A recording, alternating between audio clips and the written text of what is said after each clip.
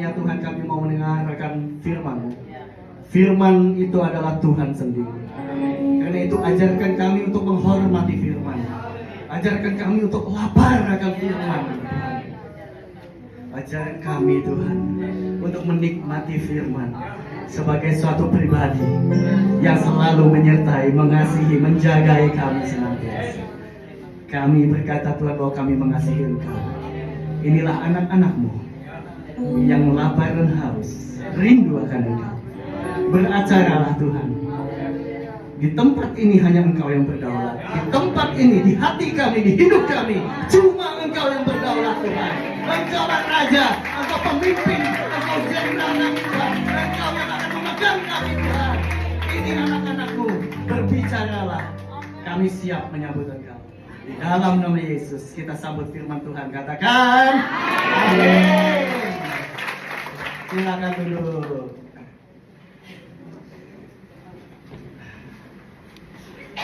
Shalom. Selamat tahun baru. Tahun 2025 apanya yang baru? Kalendernya baru ya. Ya, boleh PowerPoint-nya?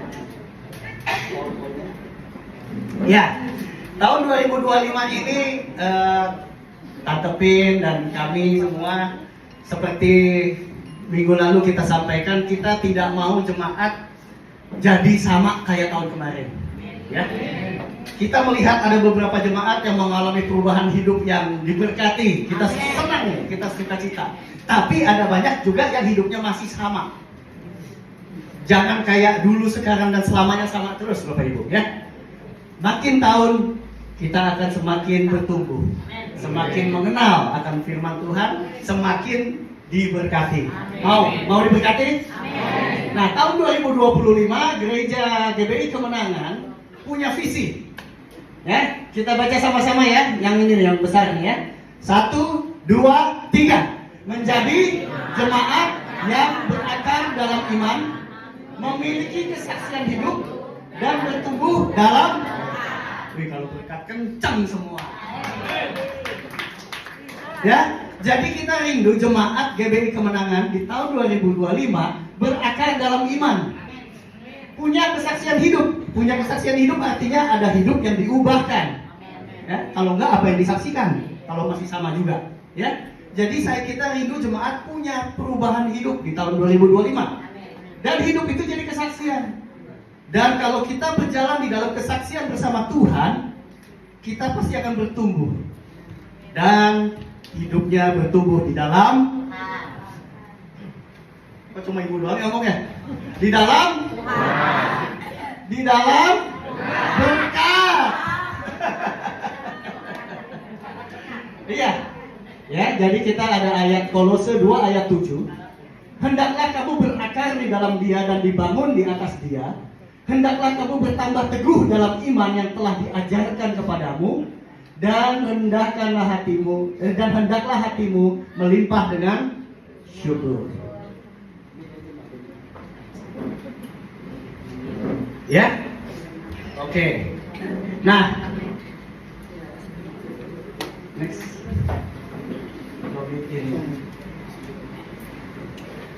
Oke, ya. Jadi hari ini kita ingin sama-sama belajar tentang menjadi yang istimewa di hati Tuhan. Ya, Bapak Ibu, teman-teman.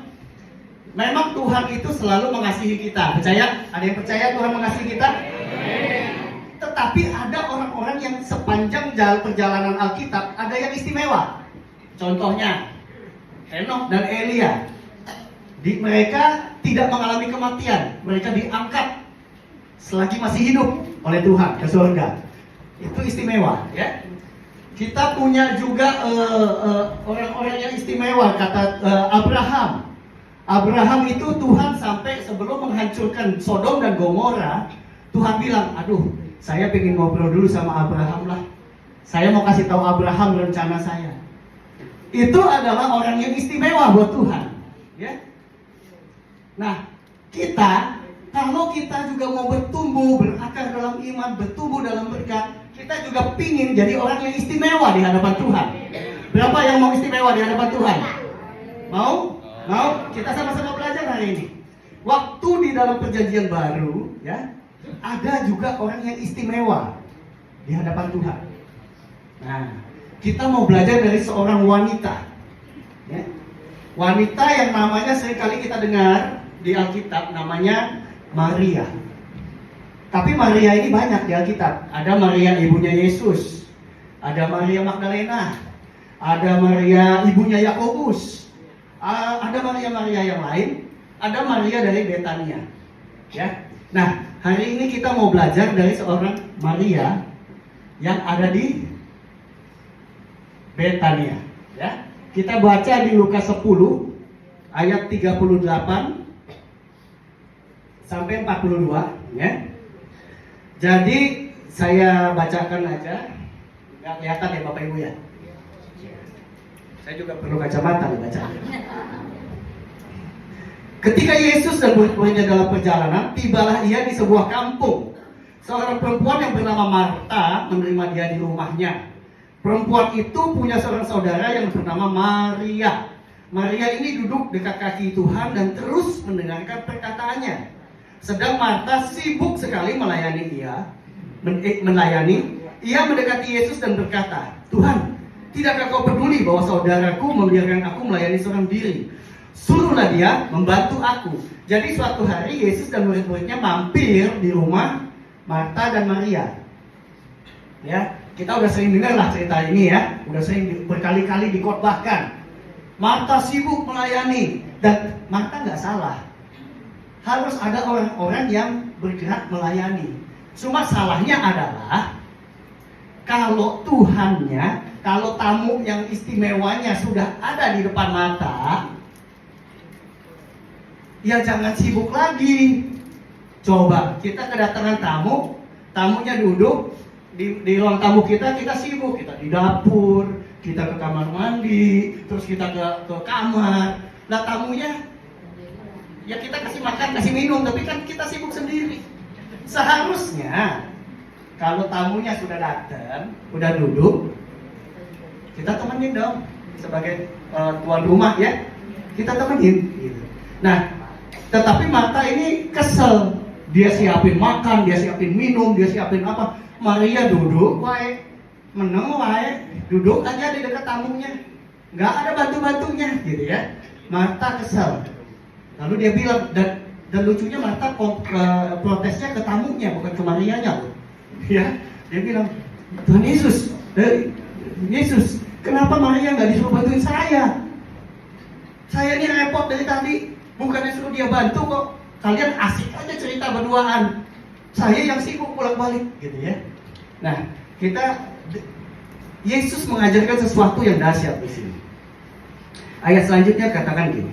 Tetapi Tuhan menjawabnya, Marta, Marta, engkau khawatir dan menyusahkan diri dengan banyak perkara. Tetapi hanya satu saja yang perlu. Maria telah memilih bagian yang terbaik, yang tidak akan diambil daripadanya. Bapak Ibu, hari ini ada satu pengajaran yang luar biasa yang Tuhan Yesus ajarkan kepada kita untuk menjadi istimewa di hadapan Tuhan. Dikatakan di situ hanya satu saja yang perlu. Berapa banyak Bapak Ibu? Satu. Ternyata kita udah banyak sibuk-sibuk, kita banyak ya kita sibuk sana sini, ibadah sana sini, KKR sana sini, komsel sana sini. Itu semua bagus, Tetapi pada waktu Tuhan ada di tempat kita, cuma satu yang perlu. Dan Maria tahu apa yang perlu. Dia duduk diam, fokus dan berbicara, mendengar hanya kepada Tuhan. Dia nggak pusing yang lain. Dia nggak akan terganggu dengan dibilang, aduh itu kompor tadi udah mati belum? Itu pompa bocor. Dia nggak mau tahu. Kalau dia sedang bersama Tuhan, kalau kita sedang bersama Tuhan, tidak ada hal lain yang perlu. Hanya satu yang perlu. Dan Maria sudah memilih bagian yang terbaik. ternyata rahasianya itu adalah bagaimana kita bisa menikmati Tuhan, diam bersama Tuhan, dengar dengan Tuhan, kenal apa maunya Tuhan, bicara cuma sama Tuhan. Cuma satu yang perlu, cuma satu. Doa puasa bagus, pelayanan bagus, belajar Alkitab bagus, tapi cuma satu yang perlu. Apa tujuan kita doa puasa? Apa tujuan kita baca firman? Cuma satu yang perlu, supaya kita semakin dekat, semakin kenal, semakin tahu suara Tuhan, supaya kita dengan Tuhan itu semakin terkoneksi dengan sangat dalam. Cuma satu yang perlu. Dan saya mau katakan Bapak Ibu, kalau kita seperti yang Tuhan katakan, duduk diam bersama dengan Tuhan, kenal hati Tuhan, dengar suara Tuhan, Bapak Ibu nggak perlu pendeta buat doain. Bapak Ibu nggak perlu namanya pengurapan. Bapak Ibu nggak perlu doa ngusir setan. Nggak perlu dong kita tolong dong, Tante Pin datang ke rumah doain sakit. Nggak perlu. Kenapa? Karena Tuhan sendiri duduk bersama kita. Tuhan sendiri ada hadiratnya bersama kita.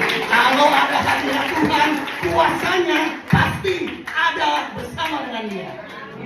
Kita nggak perlu dilayanin kalau kita sendiri dekat sama Tuhan. Cuma satu yang perlu. Bapak Ibu selama ini sibuk kejar apa? Bapak Ibu selama ini cari pertolongan kemana?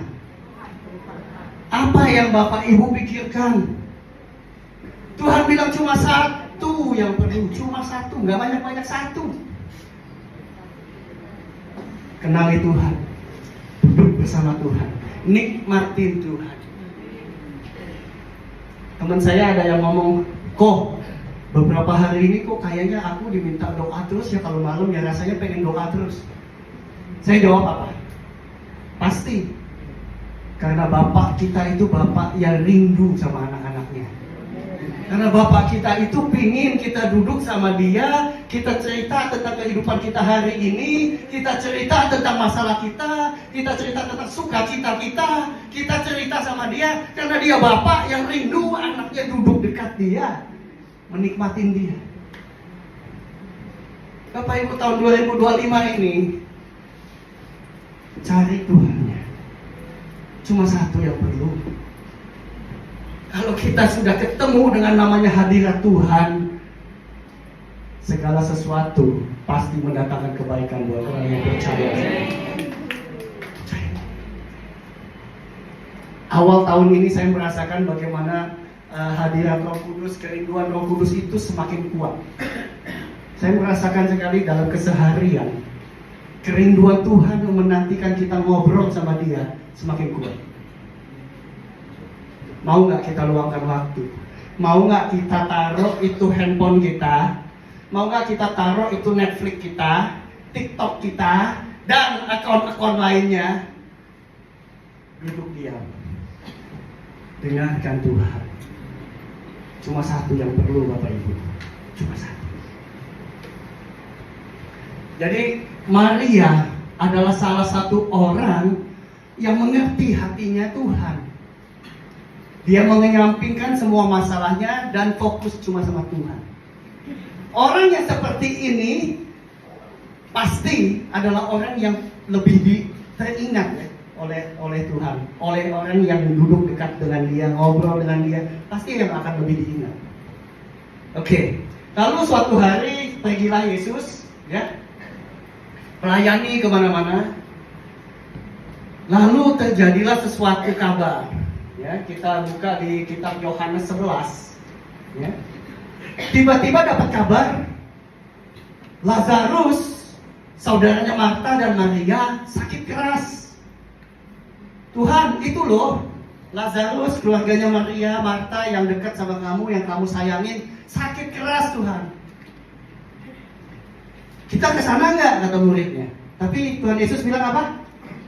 Nanti, belum waktunya. Sabar, tenang aja. Tenang aja. Lalu akhirnya pada waktu Yesus datang ke Betania, Lazarus sudah meninggal. Maria dan Marta, orang yang dekat dengan Tuhan Yesus, waktu Lazarus sakit keras dan memberi kabar kepada Tuhan Yesus bahwa Lazarus sakit, punya pengharapan. Kami kenal loh dengan guru ini, dengan Yesus ini, orang yang bikin mujizat di mana-mana. Kami kenal dia. Dia pasti datang. Dia pasti sembuhin nih Lazarus. Kita kan kenal baik. Tiap hari kan kita bergaul sama dia, ngobrol, surat-suratan. Kalau zaman sekarang WA-WA-an. Tapi kok Yesus nggak datang-datang? Dan waktu Yesus datang ke Betania, Lazarus sudah meninggal.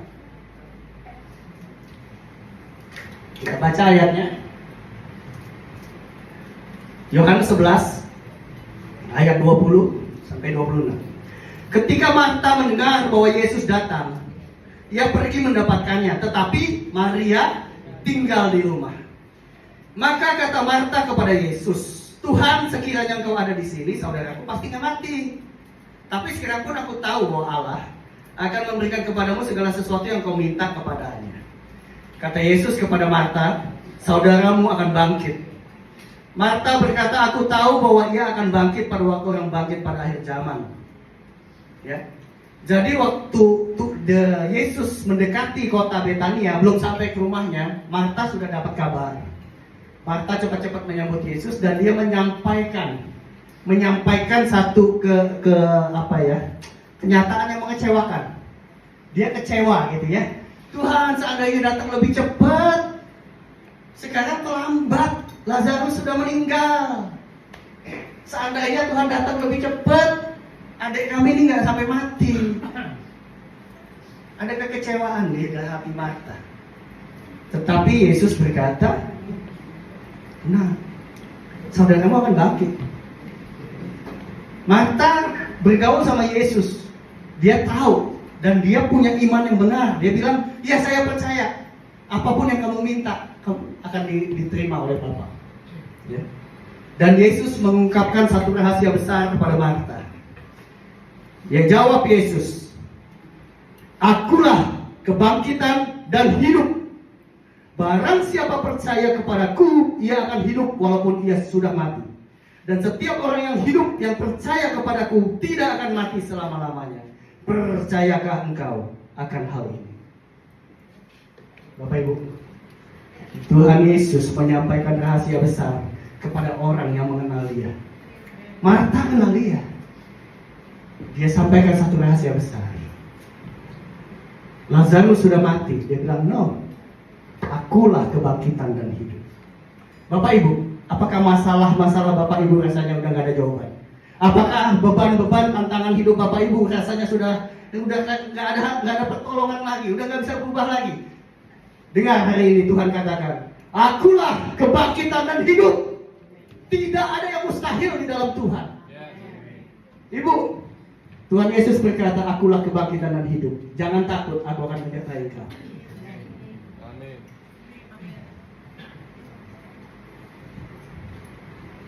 Tuhan kebangkitan dan hidup. Apakah kamu percaya? Pak, bangkit Pak. Tuhan menyertai engkau. Bangkit dan percaya. Tuhanlah kebangkitan dan hidup buat engkau. Jangan takut, jangan jadi lemah Pak. Tuhan adalah kebangkitan dan hidup. Lalu ceritanya berlanjut. Sesudah Marta menyambut, dia pergi kepada Maria. Maria tadi tinggal di rumah.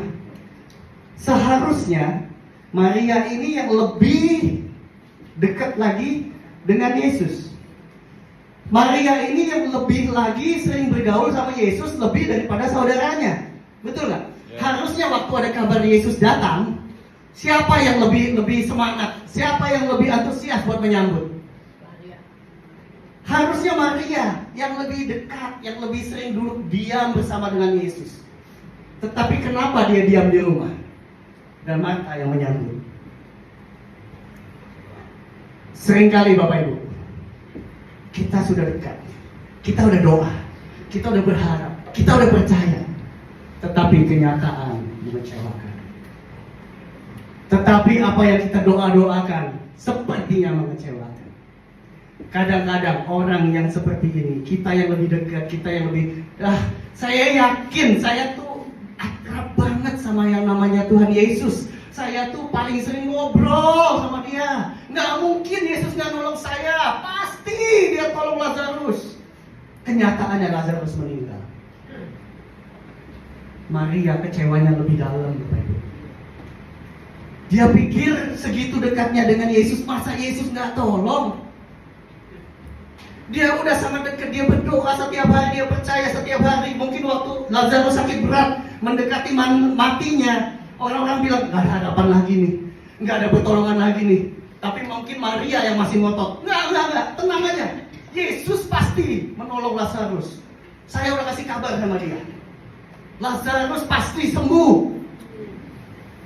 Bapak Ibu, pernah nggak kita ngalamin hal ini? Saya pernah ngalamin, Bapak Ibu. Saya yakin Tuhan Yesus sudah menjanjikan, Tuhan Yesus akan menjawab, Tuhan Yesus akan menyembuhkan, Tuhan Yesus akan menolong. Saya yakin. Orang ngomong apapun, saya akan bilang, no, Tuhan saya pasti nolong saya. Saya berpegang sama iman saya dan tidak mau digoyahkan oleh omongan orang di kanan kiri. Kenyataannya, anak saya meninggal, mama saya meninggal, pasangan saya meninggal. Saya kan sudah berdoa, saya akan percaya, saya mengandalkan Yesus. Saya berkata kepada orang lain, jangan takut, pasti sembuh. Enggak, pasti sembuh. Kenyataannya meninggal. Kadang-kadang itu lebih menyakitkan buat kita, Bapak Ibu. Tapi karena Maria sudah meluangkan banyak waktu berduaan dengan Tuhan, orang yang sering intim dengan Tuhan, yang sering datang berdoa, mendekat sama Tuhan, hatinya gak akan tahan dalam kekecewaan, Bapak Ibu. Hatinya gak akan tahan. Di sini dikatakan memanggil saudaranya Maria dan berbisik kepadanya, guru ada di sana, ia memanggil engkau. Mendengar itu, Maria segera bangkit lalu pergi mendapatkan Yesus. Waktu itu Yesus belum sampai ke dalam kampung, dia masih berada di tempat Marta menjumpai dia. Ketika orang Yahudi bersama-sama dengan Maria di rumah untuk menghiburnya, melihat bahwa Maria segera bangkit dan pergi keluar, mereka mengikutinya karena mereka menyangka bahwa ia pergi ke kubur untuk meratap di situ. Waktu Maria dapat bisikan Marta, dikasih tahu, guru panggil kamu di sana.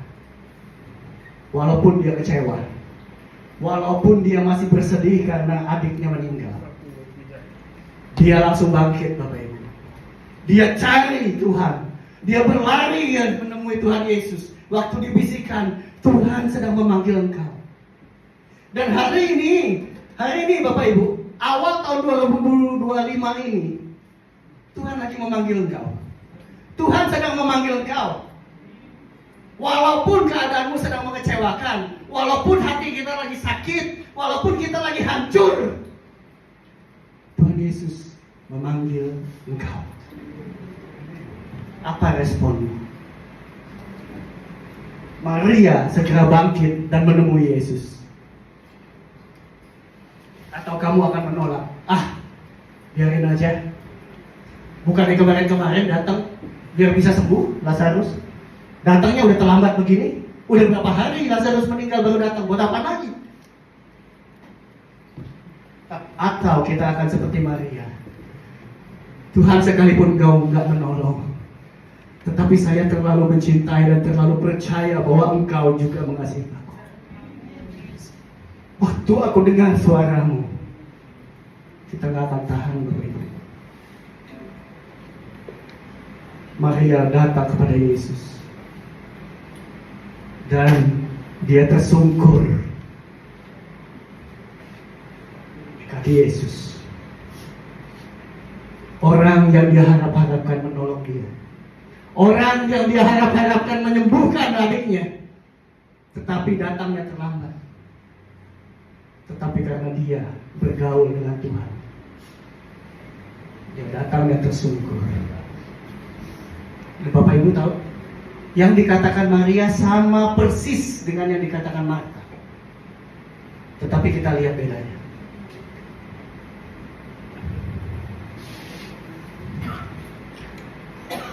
Tuhan, sekiranya Engkau ada di sini, saudaraku pasti tidak mati. Ketika Yesus melihat Maria menangis, dan juga orang Yahudi yang datang bersama dengan dia, maka masyghullah hatinya. Ia sangat terharu dan berkata, "Di manakah dia kamu baringkan?" Jawab Tuhan, jawab mereka, "Tuhan, marilah dan lihatlah." Maka menangislah Yesus. Bapak Ibu, orang yang istimewa di hati Tuhan, tangisanmu akan menjadi tangisan Tuhan. Jangan kau kira waktu engkau bersedih dan berkeluh kesah di dalam kesendirian kamu di kamar kamu, Tuhan gak dengar. Perkataan yang sama dikatakan Marta. Dan Tuhan berkata, "Akulah kebangkitan dan hidup." Tapi waktu Maria, orang yang dekat dengan dia, orang yang intim dan percaya sama dia, yang sedang kecewa dengan dia, datang dan berkata, "Tuhan, seandainya Kau datang, maka saudaraku gak akan mati." Responnya adalah Tuhan Yesus menangis bersama dengan Maria.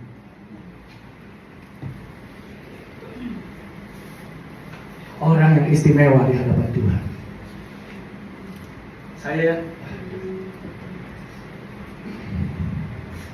Saya teringat doa seorang hamba Tuhan yang pernah melayani di sini juga beberapa tahun kemarin.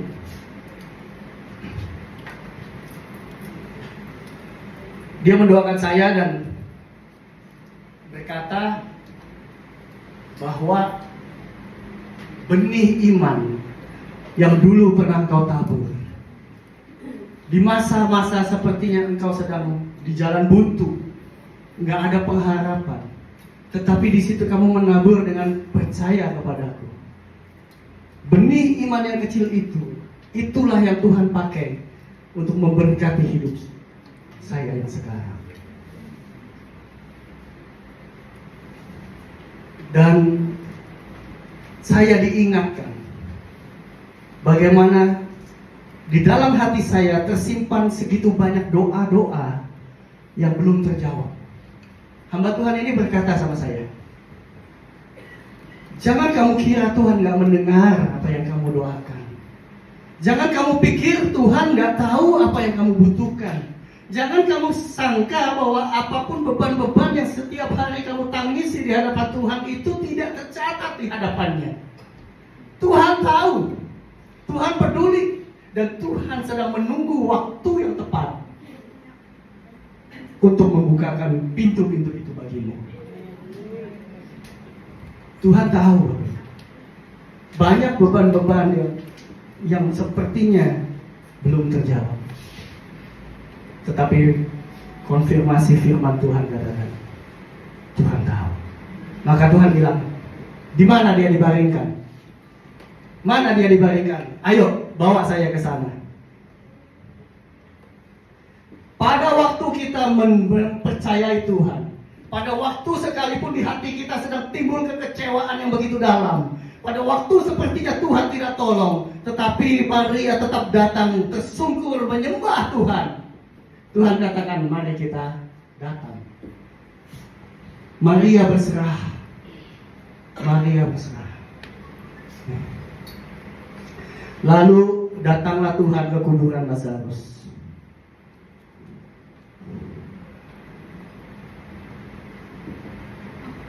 Dan Tuhan katakan, "Angkat batu itu." Orang lain bilang, "Tuhan, udah beberapa hari mayatnya sudah membusuk."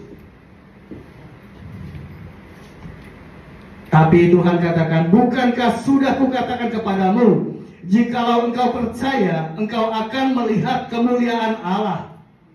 Maka mereka mengangkat batu itu, lalu Yesus menengadah ke atas dan berkata, "Bapa, aku mengucap syukur kepadamu karena engkau telah mendengarkan aku.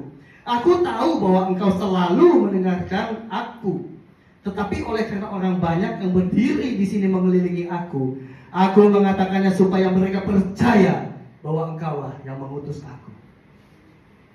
Pada waktu hati Yesus disentuh oleh tangisan Maria, kuburan pun dibuka, Bapak Ibu. Kuburan masalahmu dibuka, kuburan luka hatimu dibuka, kuburan kepahitanmu dibuka, kuburan ketakutanmu, mimpi-mimpi burukmu dibuka oleh Tuhan. Bukankah aku sudah katakan kalau kamu percaya, kamu akan menerimanya? Tuhan mau menunjukkan kepada kita semua bahwa Dia masih Tuhan yang sama. Dia Tuhan yang sanggup mengubah, membangkitkan, merestorasi hidup kita. Dan Dia berkata, Lazarus, marilah keluar. Dan saat itu juga tubuh yang sudah mati, yang sudah ditinggalkan oleh rohnya, tubuh yang organ-organnya sudah membusuk, kembali pulih, bangun dan keluar dari kuburnya. Bapak Ibu, hari ini saya mau katakan, Tuhan sedang mempersiapkan kebangkitan buat Bapak Ibu yang mau percaya, yang mau bersandar, yang mau memegang imanmu kepada Dia. Bangkit. Tahun 2025 adalah tahun di mana kita akan dibangkitkan. Jangan jadi sama seperti tahun kemarin. Jangan cuma percaya begitu-begitu saja. Berani nggak kita totalitas sama Tuhan? Berani nggak kita mempercayai Tuhan 100% seperti Maria? Masalah kali Bapak Ibu terlalu mudah buat Tuhan. Terlalu mudah. Karena itulah kita merindukan jemaat yang berakar dalam iman. Bagaimana berakar dalam iman? Dengan firman pastinya. Karena iman timbul dari pendengaran akan firman Tuhan. Apa keputusanmu? Apa keputusanmu? Karena setelah melihat mujizat kebangkitan itu pun, ada orang-orang yang menjadi percaya, tapi ada orang-orang yang justru lapor kepada Farisi. Wah, gawat nih. Gawat nih. Itu yang namanya Yesus bangkit dari orang mati. Gawat nih kita. Ada orang-orang yang senang, ada orang-orang yang tidak senang. Ada musuh yang mencoba menjatuhkan iman kita. Ada musuh-musuh yang tidak suka kalau kita menaruh iman percaya kita kepada Tuhan. Ada musuh-musuh yang gak suka kalau hidup kita dibangkitkan. Apa keputusanmu tahun ini? Bapak Ibu, sudah cukup waktunya main Kristen-Kristenan. Coba Kristen yang datang ke gereja, yang begitu pulang penuh dengan keluh kesah, yang begitu pulang merasa hidupnya nggak ada perubahan, yang hidupnya pasrah, tidak mau membangun diri, tidak mau cari ilmu yang baru, tidak mau cari pengetahuan yang baru, tidak mau berusaha lebih keras lagi. Cukup jadi Kristen-Kristenan, Bapak Ibu. Tahun 2025 adalah tahun di mana Tuhan akan menunjukkan kebangkitan bagi orang yang benar-benar percaya sama Dia.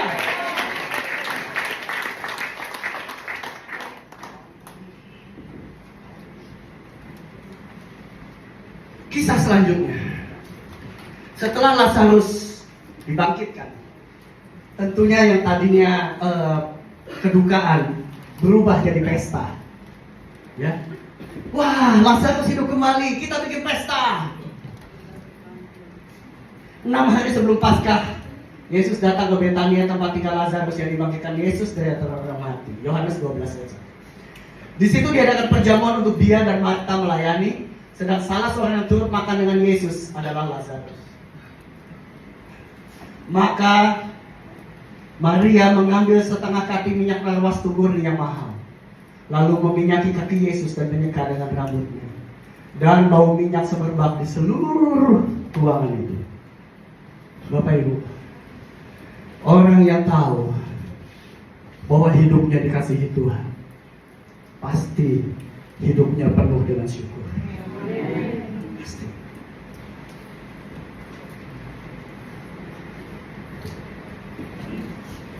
Hanya satu yang benar.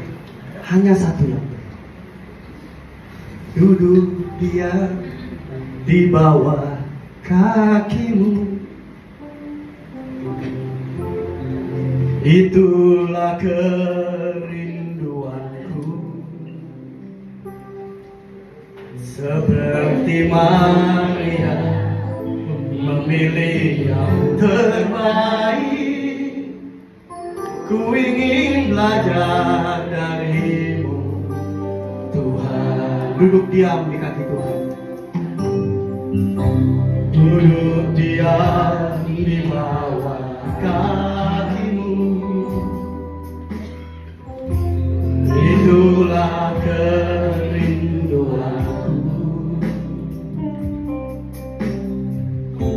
seperti Maria memilih yang terbaik. Ku ingin belajar darimu, Tuhan.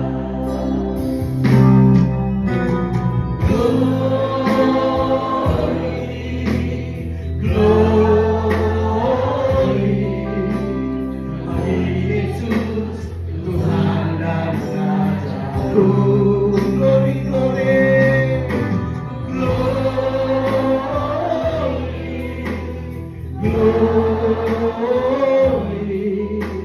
bagi Yesus, Tuhan dan Raja.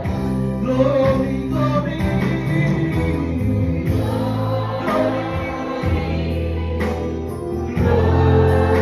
glory, bagi Yesus, Tuhan dan Rajaku. Glory,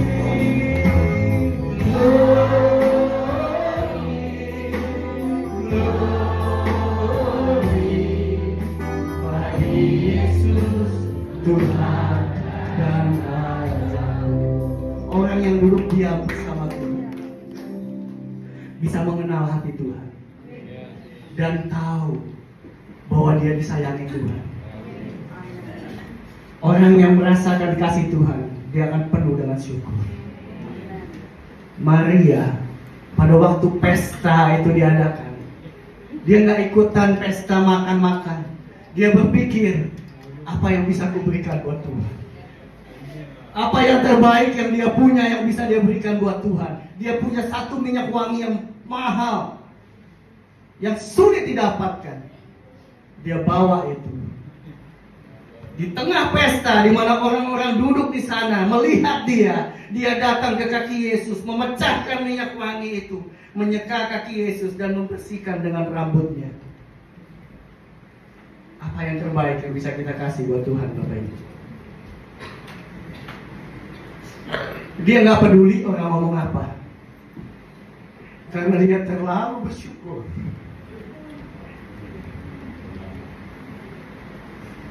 Bukan cuma karena Lazarus dibangkitkan, tapi karena dia tahu hati Yesus mengasihi dia luar biasa. Dia nggak mau hitung-hitungan. Itu minyak wangi yang mahal, yang tidak semua orang bisa dapatkan. Tapi buat dia, kalau itu bisa menunjukkan dia mengasihi Tuhan, itu nggak ada nilainya. Dia berikan yang terbaik. Dia rendahkan dirinya. Rambut seorang wanita waktu itu dianggap sebagai mahkota, kehormatan. Dia serahkan kehormatan. Dia lepaskan rambutnya untuk menyeka kaki Tuhan. Dan orang yang bersyukur, wanginya akan menyebar sehingga bisa dinikmati banyak orang. Orang yang bersyukur pasti bisa menjadi saksi Tuhan yang terbukti. Wanginya dia nikmatin, tapi orang lain juga bisa menikmatinya. Itu terjadi sebelum penyaliban Yesus. Saya percaya hati Yesus tahu bahwa ada seorang Maria yang mencintai Tuhan bukan karena berkatnya, yang mencintai Tuhan bukan karena mujizatnya, yang mencintai Tuhan bukan karena apa yang Tuhan buat. Bahkan waktu saudaranya mati karena Tuhan Yesus tidak tolong, dia tetap mencintai Yesus. Yesus tahu ada seseorang yang mencintai dia karena hatinya, karena pribadi Yesus, bukan karena berkatnya, bukan karena pertolongannya. Ada orang yang sungguh-sungguh tulus dengan Tuhan Yesus. Setelah itu Yesus ke Taman Getsemani, berdoa, ketakutan karena dia tahu Sudah waktunya dia mengorbankan dirinya di kayu salib. Sudah waktunya dia akan dicambuk. Sudah waktunya dia akan taruh mahkota duri di kepalanya. Sudah waktunya dia akan diludahi. Yesus doa di Getsemani ketakutan. Tetapi saya percaya wangi yang melekat di kakinya memberi dia kekuatan. Ada orang yang mencintai dia walaupun tidak melihat pertolongannya. Waktu Yesus di kayu salib, waktu Yesus ditusuk dan darah mengalir, saya percaya wangi yang ada di kakinya tercium oleh Yesus. Dan dia berkata, sekalipun ini cuma untuk satu orang, ini berharga. Dan saya rela mati di kayu salib, menebus, mengampuni, karena saya tahu ada orang-orang yang mengasihi saya. Bapak Ibu, apakah Bapak Ibu mengasihi Tuhan? Waktu dia mati di kayu salib, wangi dari minyak wangi dan ada dari Maria memberi dia kekuatan.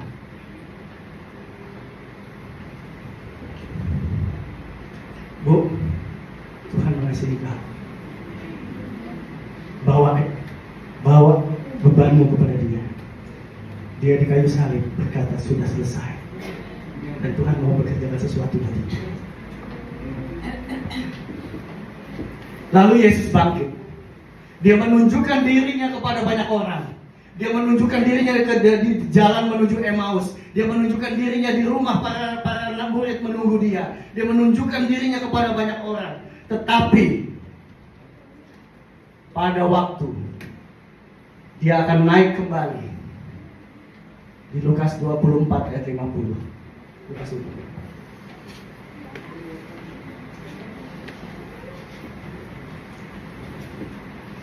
Pada waktu Yesus harus naik ke sorga, dari segitu banyak tempat yang dia kunjungi, dari segitu banyak tempat, Lukas 24, dari segitu banyak tempat yang dia tunjukkan dirinya, kebangkitannya, ayat 50.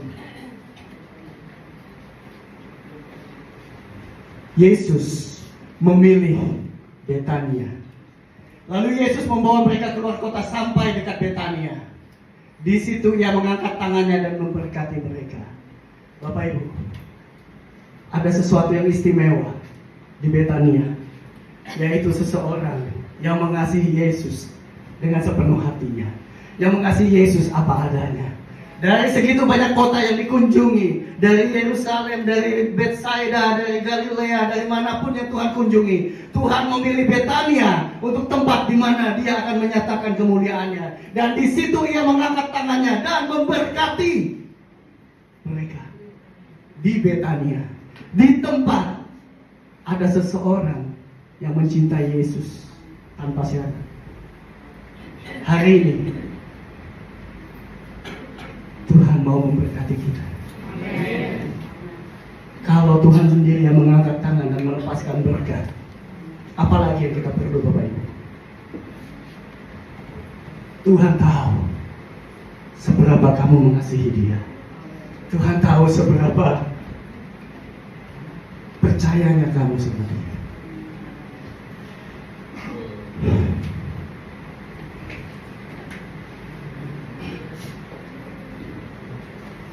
GBI Kemenangan menjadi jemaat yang berakar dalam iman, memiliki kesaksian hidup dan bertumbuh dalam berkat. Kita belajar dari Maria hari ini. Maria dari Betania. Dia duduk diam mendengarkan Tuhan. Dia duduk diam mendengar isi hati Tuhan. Saat ini kita bisa kenal Tuhan lewat firman Tuhan. Karena itulah tema kita adalah jemaat yang kenal firman. Merenungkan, memperkatakan firman Tuhan setiap hari agar iman semakin bertumbuh oleh pendengaran akan firman Tuhan.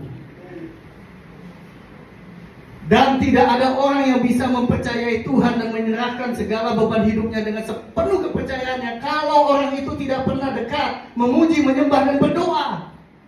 Maria bisa mengasihi Tuhan dengan total sekalipun dalam kekecewaan. Karena dia dekat, dia berkomunikasi dengan Tuhan. Bapak Ibu, itulah sebabnya kita harus memuji, menyembah, dan berdoa sepanjang tahun ini. Sehingga apapun yang kita hadapi, iman kita tidak akan pernah goyah. Kebiasaan berdoa dan menyembah akan memampukan kita menemukan hal-hal untuk bersyukur, bahkan di tengah badai tergelap kehidupan. Yang terakhir, kita menjadi saksi, melakukan perubahan hidup, karena kita ingat kebaikan Tuhan. Orang yang selalu mengingat firman Tuhan akan menjalani hidup dengan syukur. Orang yang selalu bersyukur akan menjadi saksi akan kebaikan Tuhan sehari-hari. Jadikan hidupmu tanah yang subur, sehingga berkat-berkat dapat bertumbuh. Bapak Ibu, periksa hati kita. Apakah kita cinta Tuhan? Atau kita cinta pertolongannya? Apakah kita cinta pribadi Tuhan? Atau kita cinta berkat-berkatnya? Karena orang yang cinta berkat dan pertolongan Tuhan akan mudah patah karena kecewa. Tapi orang yang mencintai pribadi Tuhan tidak akan goyah oleh badai. Saya berdoa untuk jemaat GBI Kemenangan menjadi jemaat yang cinta Tuhan seperti Maria.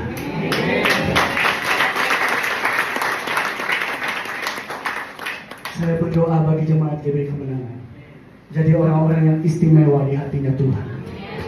Sehingga pada waktu dia akan menurunkan berkat, dia akan memilih tempat ini untuk menyatakan berkatnya. Pada waktu dia akan menunjukkan dirinya, dia akan pilih tempat ini karena ada orang-orang yang mencintai dia di sini, karena ada orang-orang yang rindu dia di sini.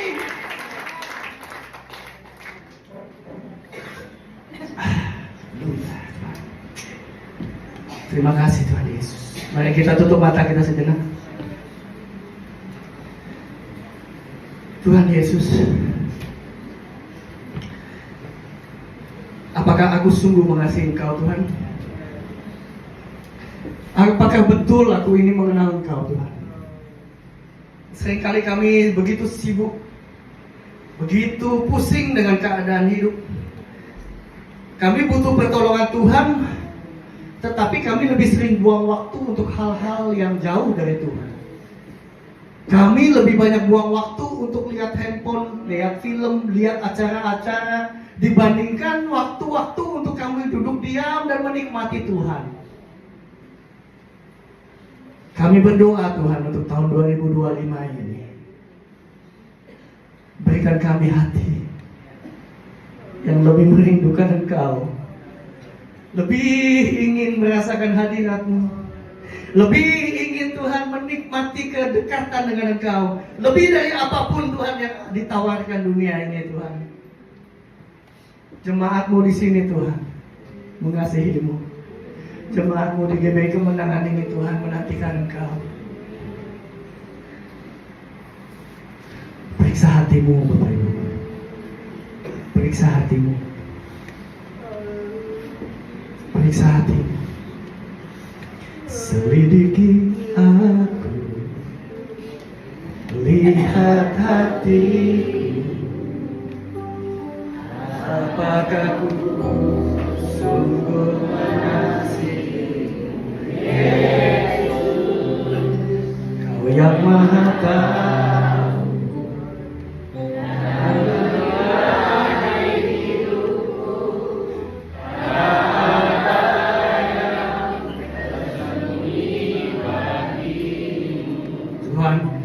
Selidiki hati setiap jemaat-Mu di tempat ini.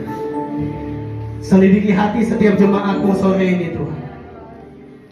Banyak kali Tuhan kami datang ibadah, tetapi hati kami bukan mencari Engkau. Banyak kali kami datang ibadah, tetapi kami tidak mengetuk hati-Mu Tuhan. Kami mau seperti Maria Tuhan yang punya tempat istimewa di hati-Mu,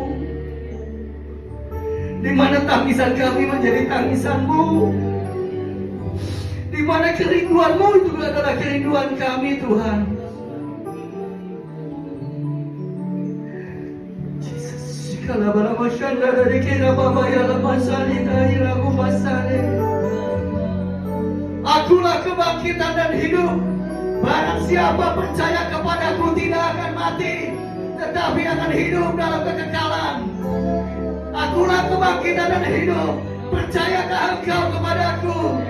Hari ini jemaat GBI Kemenangan, tantang hidupmu, tantang hatimu. Apakah kamu percaya Yesus adalah kebangkitan dan hidup? Berubahlah oleh pembaruan akal budimu. Berubahlah oleh cintamu kepada Tuhan. Tuhan gak pernah hutang. Tuhan gak pernah menyia-nyiakan hati yang mengasihi Dia.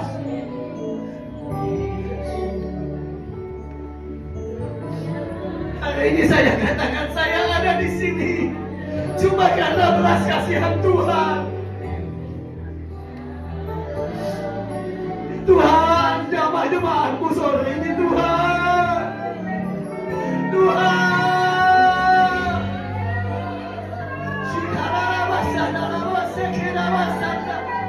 Jamah jemaatmu sore ini Tuhan, sembuhkan, sembuhkan. Maukah kamu mengasihi Tuhan? Maukah kamu percaya kepada Dia, jemaat GBI Kemenangan?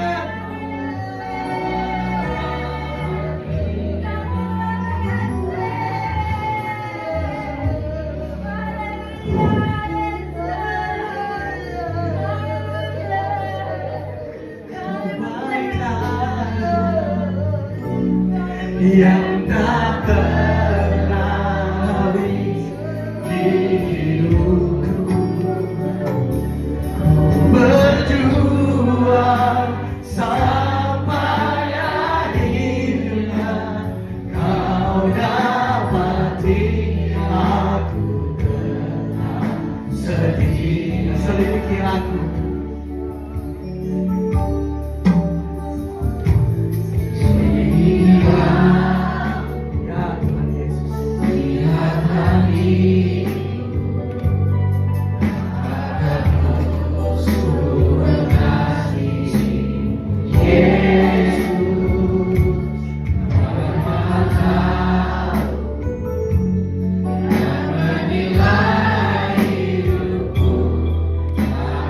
Ibu, jangan takut. Doa-doamu Tuhan dengar. Percayakan hidupmu kepada Tuhan. Lebih lagi baca firman Tuhan. Adakan firman yang akan menyenangkan. Engkau akan melihat pertolongan Tuhan dalam hidupmu.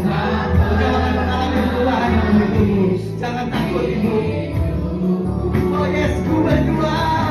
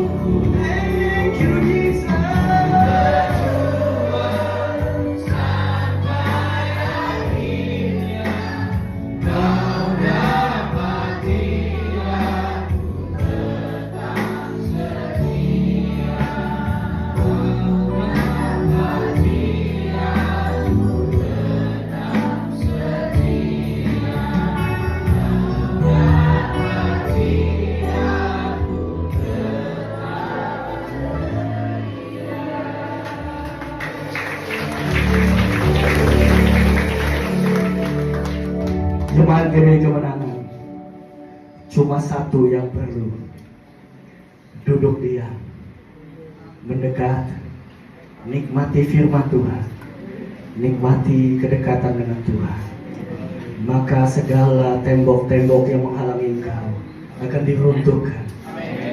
Hanya satu yang perlu: cintai Tuhan dengan segenap hati, kekuatanmu, dan segala akal budimu. Di dalam nama Yesus, Tuhan, berkati jemaatmu. Biar mereka berjalan di 2025 dengan pengenalan yang baru dan berkat-berkat yang baru di dalam nama Yesus. Haleluya. Amin.